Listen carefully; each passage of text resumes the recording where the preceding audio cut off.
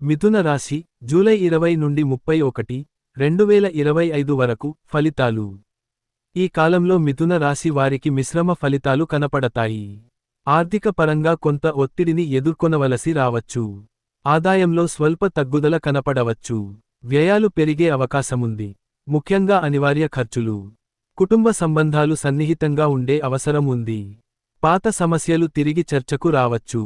వివాహితులకు చిన్న చిన్న కలహాలు సంభవించవచ్చు కానీ అవి త్వరలోనే సద్దుమణగుతాయి. ఉద్యోగస్తులకు పనిలో ఒత్తిడిగా ఉంటుంది.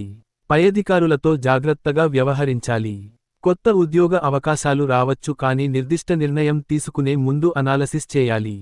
వ్యాపారులు కొత్త ఒప్పందాల్లోకి అడుగు పెట్టే ముందు మేల్కొని అడుగులు వేయాలి.